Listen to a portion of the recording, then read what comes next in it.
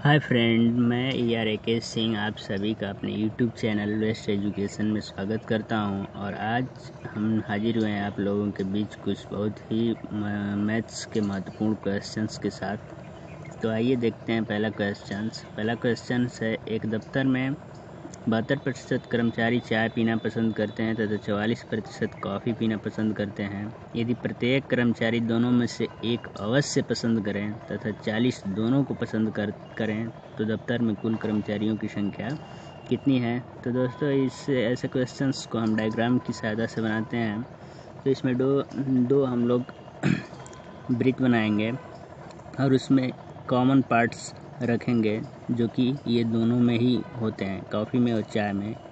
तो 72% लोग जो हैं कि चाय पीना पसंद करते हैं और 44% कॉफ़ी। तो हम इन दोनों को जोड़ेंगे तो 72 और 44 तो 116% हो जाएगा। तो कुल कर्मचारी चूँकि 100% होते हैं और ये जो है कि 16 ज़्यादा हो गया है, तो 16 जो ज़्यादा हो गया है वो कॉफ़ी और चाय दोनों को पीने वाले हैं।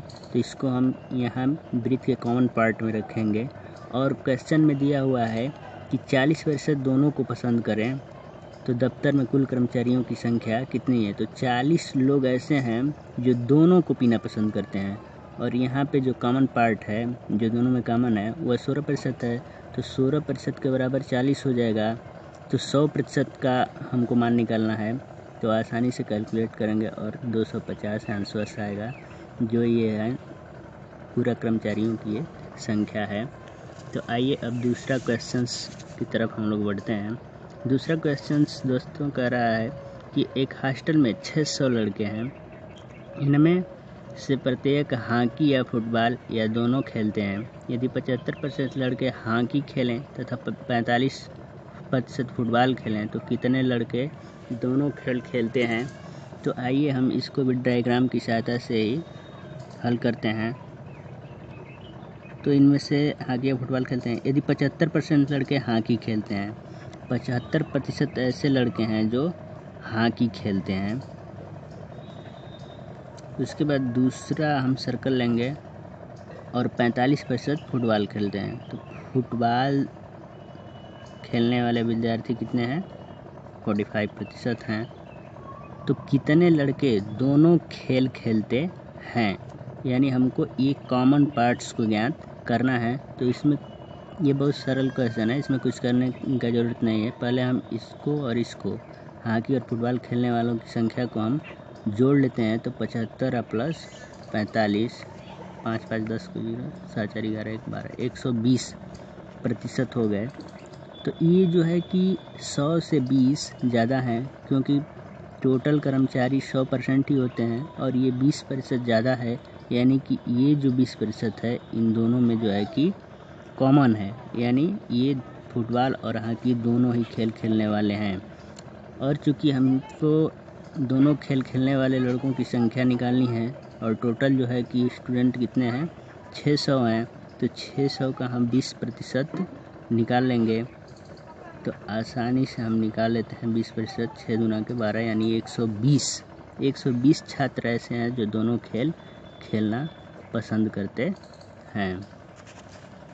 तो आइए अब कुछ और क्वेश्चंस हैं जिनको हम लोग देखेंगे।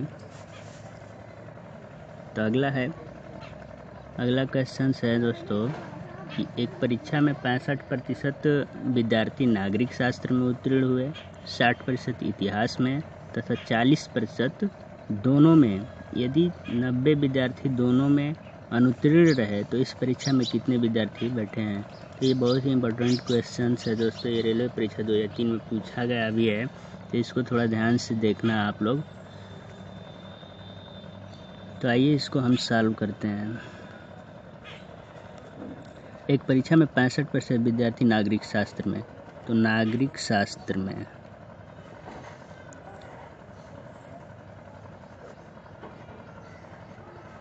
65% विद्यार्थी नागरिक शास्त्र में उत्तीर्ण हुए और 60% इतिहास में, 60% जो विद्यार्थी हैं वो किसमें, हिस्ट्री में उत्तीर्ण हुए। तो अब कह रहा है तथा 40% दोनों में, और दोनों में जो उत्तीर्ण हुए हैं वो हैं 40%।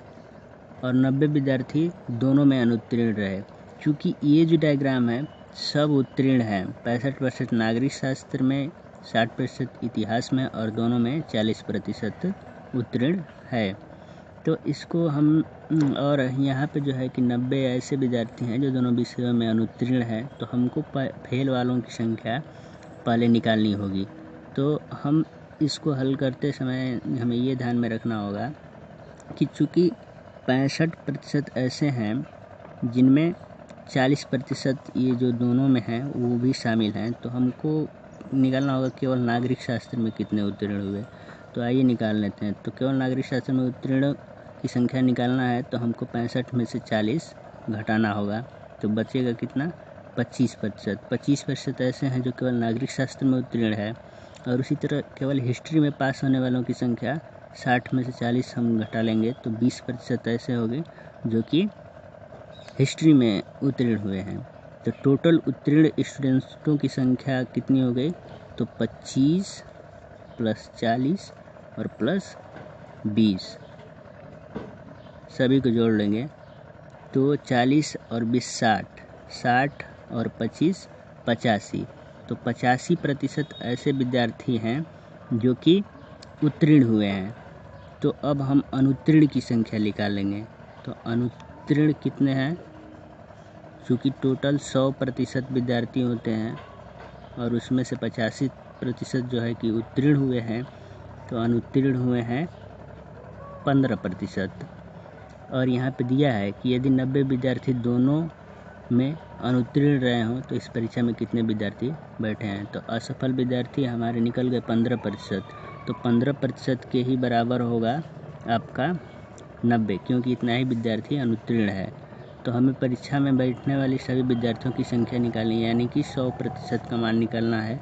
तो हम निकाल लेंगे आसानी से 90 × 100 बटा में 15, 15 छक्का 90, यानी टोटल 600 स्टूडेंट्स जो हैं कि परीक्षा में बैठे थे। अब लास्ट एक और क्वेश्चंस है, इसको भी हम लोग डिस्कस कर लेते हैं। तो इसमें दिया है कि एक परीक्षा में 34% विद्यार्थी गणित में फेल हुए तथा 42% अंग्रेजी में।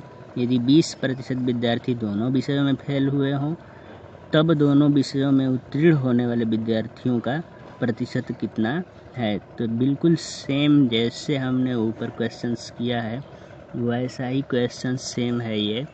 तो आइए इसको भी हम लोग हल कर लेते हैं। तो पहले हम डायग्राम बनाएंगे। चूँकि 2 सब्जेक्ट्स हैं तो 2 सर्कल बनाए। इसमें दिया हुआ है कि एक परीक्षा में 34% विद्यार्थी गणित में, यानी मैथ में जो है कि 34% विद्यार्थी जो हैं अनुत्तीर्ण हुए हैं और 42% अंग्रेजी में। तो इंग्लिश में कितने, 42% जो है कि इंग्लिश में उत्तीर्ण हुए हैं और 20% विद्यार्थी दोनों विषयों में फेल हुए, यानी जो कॉमन पार्ट है दोनों में जो कॉमन है वो 20% है और 20% विद्यार्थी जो है दोनों विषयों में फेल हुए हैं। तब दोनों विषयों में उत्तीर्ण होने वाले विद्यार्थियों का प्रतिशत कितना है। तो सबसे पहले हम निकाल लेते हैं कि मैथ में, केवल मैथ में ये जो 34% है इसमें ये 20% भी शामिल है, क्योंकि ये दोनों में उत्तीर्ण है। तो मैथ्स में जो बच्चे पास में हैं उसमें ये भी होंगे। तो केवल मैथ में कितने होंगे, तो केवल मैथ में निकालने के लिए हमको 34 में से 20 घटाना पड़ेगा और 34 में से 20 जैसे ही घटाएंगे हमारा बच जाएगा कितना, 14%, जो कि केवल मैथ में पास हुए हैं। जो केवल मैथ में फेल हुए हैं वो 14% है। और केवल इंग्लिश में फेल होने वालों की संख्या निकालेंगे तो 42 में से 20 घटा देंगे तो 22% हो जाएगा। इस तरह से हमारे पास कुल कितने बच्चे ऐसे हैं जो कि फेल हुए हैं, तो हम सभी को क्या कर देंगे, जोड़ देंगे। 4 और 2 6, 2 2 4 और 1 5, यानी कि 56% जो ऐसे स्टूडेंट हैं जो कि फेल हुए हैं। तो पास कितने हुए हैं, तो पास विद्यार्थियों की हमें संख्या निकालने के लिए हम इसमें से 56 को माइनस कर देंगे और इस तरह से हमारा बच जाएगा कितना, 46%। तो 46% दोस्तों जो है कि आंसर हो जाएगा। तो थैंक यू फॉर दिस। बहुत बहुत धन्यवाद दोस्तों आप लोगों को देखने के लिए वीडियो को, और वीडियो को सब्सक्राइब करके लाइक करें।